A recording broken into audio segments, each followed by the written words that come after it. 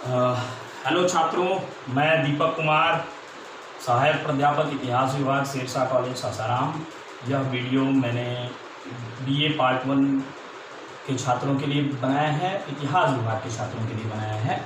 आज हम बात करेंगे प्री हिस्ट्री, प्राक इतिहास, आद्य इतिहास और इतिहास के बारे में।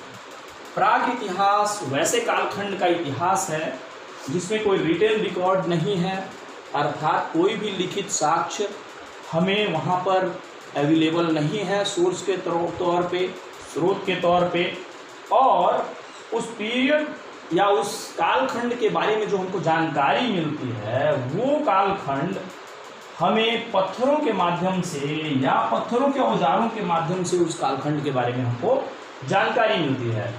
अब आद्य ऐतिहासिक खंड, आद्य इतिहास किसे कहते हैं? आद्य इतिहास वैसा इतिहास का वह भाग है जिसमें लिखित विवरण भी उपलब्ध है, स्क्रिप्ट्स उपलब्ध हैं, लिपिबद्ध हैं, लिपियां उपलब्ध हैं, लेकिन लिपियों के उपलब्ध होने के बावजूद हम उसका अध्ययन कर पाने में असक्षम हैं, अर्थात उन लिपियों को अभी तक पढ़ा नहीं जा सकता है। कुल मिला के आदि इतिहास वैसा इतिहास है जो लिखित विवरण उपलब्ध होने के बावजूद भी उसको पूरी तरह से पढ़ा नहीं जा सका है। ऐसे आदि इतिहास में हम रखते हैं हड़प्पन सभ्यता को और वैदिक सिविलाइजेशंस को। साथ ही इतिहास का मतलब है कि वैसा टाइम पीरियड जहां लिखित विवरण उपलब्ध है और उसको पढ़ा भी जा सका है। तो ये डिवीज़न है और इस डिवीज़न के आधार पर चूँकि इतिहास का कालखंड बहुत ही बड़ा है अगर देखें, क्योंकि हिस्ट्री सिर्फ अतीत की घटनाओं का अध्ययन नहीं करता है बल्कि इतिहास कहीं न कहीं मानव के उस विकास क्रम की कहानी का भी अध्ययन करता है कि मानव शुरू अपने प्रारंभिक दौर में कैसा था और आज वर्तमान का जो मानव है वो कैसा है। तो ये जो एक कहानी है प्रारंभिक काल से लेकर आज तक की जो यात्रा है उसका अध्ययन करना भी इतिहास का काम है।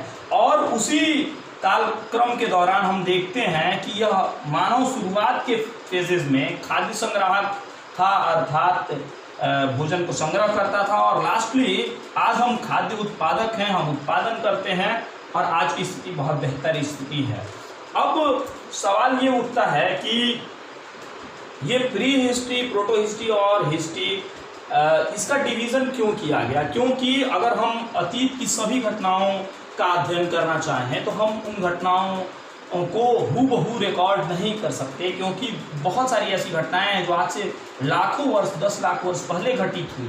तो उसके लिए हम लोगों ने इसको डिवाइड कर लिया टाइम पीरियड में, ताकि हिस्ट्री को हम एक कॉम्प्रिहेंसिव वे में समझ सकें।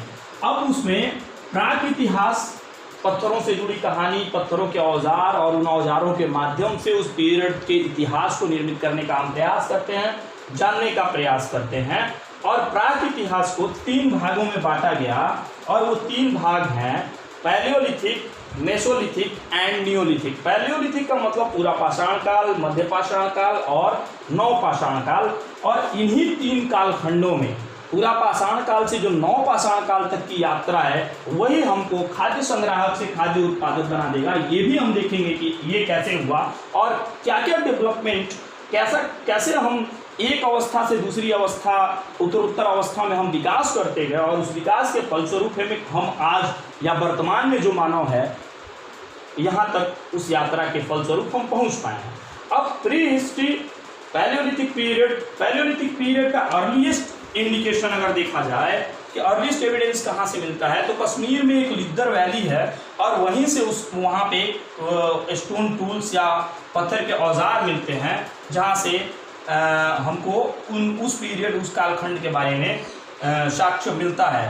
अब लोअर पैलियोलिथिक टूल्स के बारे में हम बात करें कि कैसे टूल्स उस समय बनाए जाते थे, तो पीबल चॉपिंग टूल्स और पीबल टूल्स को जो कि सोहन वैली से मिला है, जिसकी खोज टेरा एंड पीटरसन ने की थी, वहाँ से उस तरह के औजारों की प्राप्ति हुई है और उसको माना गया है कि ये पूरा पाषाण काल के, पूरा पाषाण युग के वो हैं औजार हैं। पूरा पाषाण युग को हम अध्ययन के लिए 3 भागों में बांट देते हैं, निम्न पूरा पाषाण काल, मध्य पूरा पाषाण काल और उच्च पूरा पाषाण काल। निम्न पूरा पाषाण काल में ही हमने अभी बताया आपको कि पीपल और हैंड एक्स, ये जो है चॉपर से चॉपिंग टूल्स, ये सब उसके टूल्स थे, उसके औजार थे। अब उसमें भी क्या हैंड एक्स कहाँ से मिलता है ये जानने की जरूरत है। अतिरंकपम मद्रास के निकट रॉबर्ट ब्रूसफुट ने इसको खोजा था 1863 ईस्वी में। तो पेबल टूल्स को भी सोहन वैली में टेरा एंड पीटरसन ने खोजा था। और ये हमको उस समय, उस अतीत के कालखंड के समय में क्या क्या घटनाएं घटित हुई हैं, ये औजार ही हमें उन घटनाओं के बारे में बताते हैं। अब अगर थोड़ा सा ध्यान दें तो कैसे औजार उस समय बनाए जाते थे। हैंडेक्स बनाया जाता था, क्लीवर्स बनाए जाते थे। क्लीवर्स मतलब वो होता है चॉपिंग टूल्स, पत्थरों को घिस कर बनाए गए कुछ औजार हैं, चॉपिंग टूल्स उनको कहा जाता है। फिर कहाँ कहाँ से, कौन कौन से स्थल से मिले, सोहन वैली, ब्यास नदी के तट के आसपास जो हैबिटेशन है वो पूरा पाषाण युग का माना गया। भीमबेटका में भी पूरा पाषाण युग का एविडेंस मिलता है भीमबेटका से। उसकी कर्नाटक में है और अतिरंकपम मद्रास में है। तो मद्रास, कर्नाटक, मध्य प्रदेश, ब्यास और सोहन नदी घाटी, इन सभी जगहों से हमें पूरा पाषाण और निम्न पूरा पाषाण युग के बारे में, निम्न पूरा पाषाण काल के बारे में बृहद जानकारी मिलती है। अब हम बात करते हैं मध्य पूरा पाषाण काल में। मध्य पूरा पाषाण काल में उस समय का मानव कैसे औजार बनाता था। फ्लैग इंडस्ट्री एकदम मिली हुई है। और ये फ्लैग इंडस्ट्री कहाँ थी? फ्लैग मतलब काट कर एकदम नुकीला जो है औजार वो बनाते थे पत्थरों का, सोन नदी के आसपास, नर्मदा नदी के आसपास। और इन औजारों को अगर हम देखेंगे तो ये बहुत ही अच्छे शेप में, अच्छा आप शेप मिलने लगा, जबकि यहाँ पर सिर्फ पत्थरों को रगड़कर ही बनाया जाता था। स्क्रैपर्स, कुछ काटने वाले यंत्र भी मिले हैं, बोरर्स, कुछ छेद करने वाले, पॉइंटर्स, एक ही बिंदी पे छेद करके काटने वाले, और पैरेलल साइड फ्लैग्स इत्यादि वहाँ से मिले हैं। हैंडेक्स, छोटे छोटे हैंडेक्स अर्थात छोटी छोटी कुल्हाड़ियाँ भी जो कि पत्थरों की बनी हुई हैं वो भी मिली हैं। वो मध्य पूरा पाषाण काल के बारे में हमको जानकारी देती हैं। मध्य पूरा पाषाण काल के साइट्स के बारे में बात करेंगे किन किन स्थलों से, तो यहाँ पे भी हम देखेंगे कि मध्य प्रदेश का जो इलाका है या सेंट्रल इंडिया का जो इलाका है वहाँ गुजरात, राजस्थान और साथ साथ वेलन वैली, ये एक प्रकार से मध्य पूरा पाषाण काल के बारे में बताती है। मध्य पूरा पाषाण काल को हम एक ट्रांजिशनल फेज के तौर पे देख सकते हैं। और ये ट्रांजिशनल फेज है बिटवीन द लोअर पैलियोलिथिक और हायर पैलियोलिथिक, अर्थात निम्न पूरा पाषाण काल और उच्च पूरा पाषाण काल के बीच एक संक्रमणकालीन दौर है। अब हम आते हैं तीसरे पे, उच्च पूरा पाषाण काल के बारे में। उच्च पूरा पाषाण काल को ध्यान से देखें तो इसके टूल्स कैसे होते थे। उच्च पूरा पाषाण काल के टूल्स जो होंगे वो पैरेलल साइड ब्लेड्स बनेंगे, ब्यूरिन्स बनेंगे। ब्यूरिन्स भी छेद करने वाला ही एक यंत्र होता है। और पैरेलल साइड फ्लैग मतलब जैसे आरी आप लोगों ने देखा होगा उस तरह का औजार वो लोग बनाए हुए हैं, ये मिला है। अब ये किस किस साइड से मिला है? वेलन वैली से, यूपी में रेनीगुंटा आंध्र प्रदेश, बिसाड़गी गुजरात से, और पटने एक पूरा स्थल है जो कि महाराष्ट्र में है। और वहाँ से हम देखते हैं कि एक जो मैं बात कर रहा था कि कैसे ट्रांजिशन हुआ मिडिल से अपर पैलियोलिथिक का, उसका पूरा का पूरा वर्णन पटने पूरा स्थल से मिलता है। और यही से शुतुरमुर्ग के अंडे वगैरह उसका भी वो मिलता है। अब हम बात करेंगे मेसोलिथिक पीरियड का। तो मेसोलिथिक पीरियड रियली अगर इसको ध्यान से देखा जाए तो मेसो का मतलब होता है मध्य, पाषाण काल का मध्यकालीन पीरियड। इस टाइम पीरियड में बहुत बड़ा चेंज आया और वो चेंज था कि तापमान अचानक से बढ़ गया और तापमान के बढ़ने के कारण फेवरेबल कंडीशन हो गया ह्यूमन बीइंग को एग्जिस्ट करने के लिए और ह्यूमन बीइंग को रहने के लिए। इसमें बहुत सारे पूरा पाषाण काल में एक फायर का आविष्कार इन लोगों ने कर लिया था और फायर का आविष्कार बहुत हेल्प करेगा इनको। फिर मध्य पाषाण काल आते आते हम देखते हैं कि पहले देख लेते हैं कि कैसे कैसे टूल्स थे। टेक्नोलॉजी के स्तर पे देखें तो माइक्रोलिथ के कारण ही इसे मध्यपाषाण नाम दिया गया, अर्थात छोटे छोटे, बहुत छोटे छोटे नुकीले औजार इस समय बनाए गए, जिनकी अगर साइज देखें तो 1 से 3 इंच के बराबर साइज है। बाव, धनुष और बाण का रेगुलर यूज दिखता है। बेलनाकार, ये शेप आप देख सकते हैं, बेलनाकार, शंक्वाकार, त्रिभुजाकार, इस तरह के औजार बहुत सारे देखने को मिलते हैं मेसोलिथिक एज में। अब एक्सटेंड देखिए कहाँ कहाँ तक, तो भीमबेटका का जो रॉक शेल्टर है वो मध्यपाषाण काल का ही प्रतिनिधित्व करता है। आदमगढ़ है मध्य प्रदेश में, वहाँ भी बागौर राजस्थान में, और बंसधारा पार्क राजस्थान में है, लंगनाथ गुजरात में, सराय नाराय, चौपानी मांडो और मोराना पड़ा यूपी में, और बिरबहानपुर को अगर देखें तो हम वेस्ट बंगाल में। अर्थात मध्यपाषाण काल आते आते बहुत बड़ा चेंज आ जाता है पूरे के पूरे स्ट्रक्चर में। और अब हम डोमेस्टिकेशन ऑफ एनिमल स्टार्ट कर देते हैं, क्योंकि बागौर ऐसा साइट है जहाँ से हमको स्टोन फ्लोर्स भी मिलता है, अर्थात पत्थरों का एक पूरा का पूरा फ्लोर बनाया हुआ मिला, और कैटल हट्स अर्थात पशुओं को रखने के लिए एक पशुबाड़ा टाइप का या पशुओं को सुरक्षित रखने के लिए झोपड़ियां बनी हुई मिली। अब हम चौपानी मांडो से देखें तो अर्लीस्ट एविडेंस ऑफ हटमेंट, अर्थात जो झोपड़ियां हैं उनका बहुत सुंदर उदाहरण या सबसे प्रारंभिक साक्ष्य जो है वो चौपानी मांडो से मिलता है। सराय नारायण से एक लार्ज फ्लोर 6 से 4 मीटर का कवर किया हुआ है, और वो जली हुई मिट्टी अर्थात जो ईंट इस समय बनता है उस तरह का एक स्ट्रक्चर ढका हुआ मिला है सराय नारायण से। तो ये कुछ इम्पोर्टेंट चेंज हुए हैं। और बागौर एक वहाँ का बेस साइट है। बागौर के बेस साइट होने में हम देखें तो बागौर का बेस साइट इसलिए है क्योंकि वहाँ से पशुपालन का तो साक्ष्य मिलता ही है, साथ ही साथ 3 फेजेस ऑफ ऑक्यूपेशन का भी साक्ष्य मिलता है। और इस समय तक हम देख रहे हैं कि पहले ही पूरा पाषाण काल में हम फायर जान चुके थे, और यहाँ आते आते हम डोमेस्टिकेशन ऑफ एनिमल अर्थात जानवरों को पालतू बनाना हम जान चुके हैं। अब हम बात करेंगे कुछ फीचर्स की मेसोलिथिक एज में। तो फीचर्स देखने में ये आया कि हर अर्थात चूल्हे का बहुत ज़्यादा या गर्द चूल्हे का बहुत ज़्यादा साक्ष्य हमको मेसोलिथिक पीरियड में मिलता है, और रोस्टिंग मीट शुरू हो चुका है। इसका एग्जाम्पल आपको उदाहरण लंगनाथ गुजरात से, भीमबेटका मध्य प्रदेश से, बागौर राजस्थान से, चौपानी मांडो से भी, और सराय नारायण से यूपी में मिलता है। तो चूल्हों का बनना शुरू हो गया, अर्थात हम अब मीट पका के खाने लगे, और मेसोलिथिक पीरियड में ही हम अब अपने शरीर को ढकने के लिए या एनिमल के छाल या फिर पत्तों का प्रयोग करने लगे। दूसरा, रॉक पेंटिंग शुरू कर दिया हमने।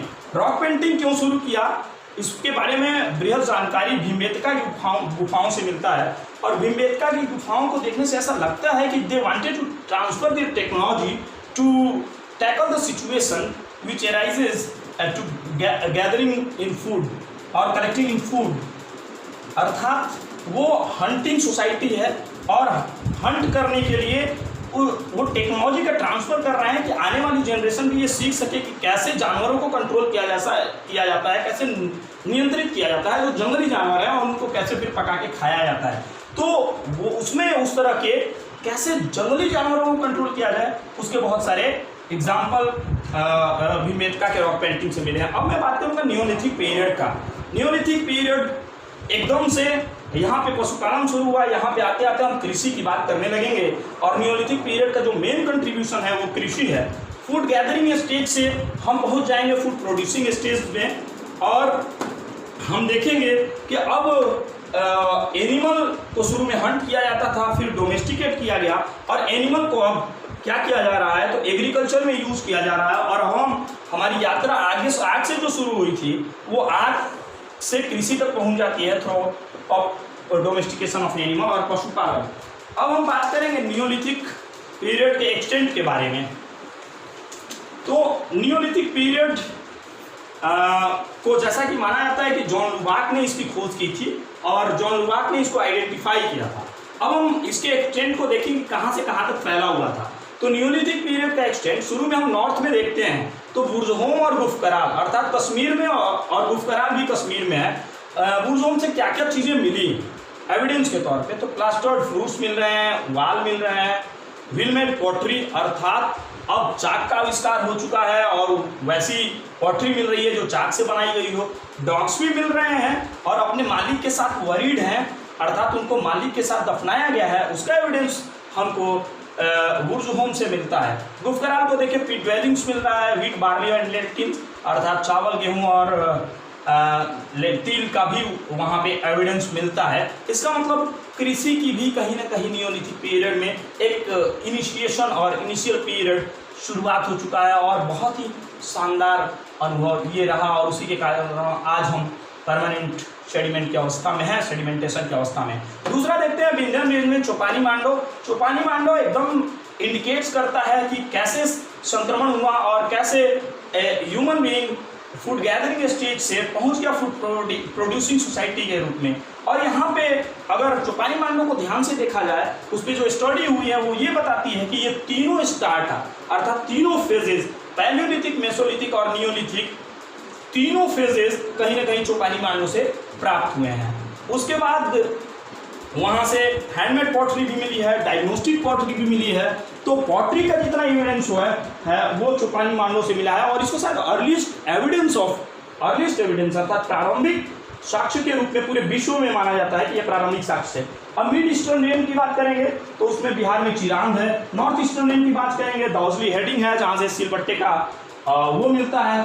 फिर आते हैं छोटा नागपुर रेन में या और नागार्जुन कोंडा में, यहाँ पे भी ये प्रोमिनेंट सेंटर थे नियोलिथिक कल्चर के।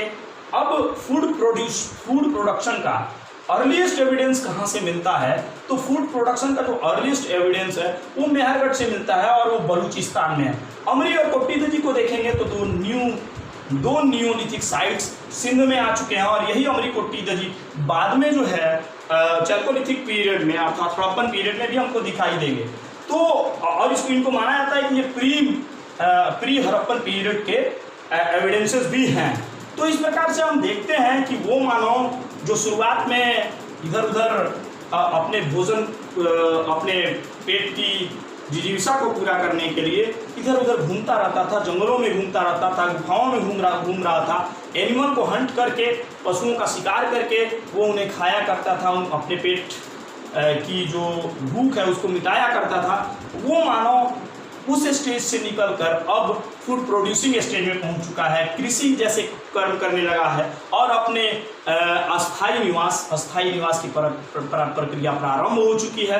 तो ये जो यात्रा है फूड गैदरिंग से फूड प्रोड्यूसिंग स्टेज में पहुंचने का, ये यात्रा एक सामान्य यात्रा नहीं है, एक बहुत ही लॉन्ग जर्नी, लॉन्ग टाइम हमने इसके लिए स्पेंड किया है और ये यात्रा बड़ी रोचक है, बड़ी दिलचस्प है। तो इस पीरियड के बारे में हमको जानने के लिए बहुत सारे सोर्सेस अवेलेबल हैं। अब हम अगला जो स्लाइड्स बनाएंगे उस पर हम ध्यान देंगे कि प्रोटो हिस्ट्री एंड हिस्ट्री पे कुछ बात कर सकें। धन्यवाद।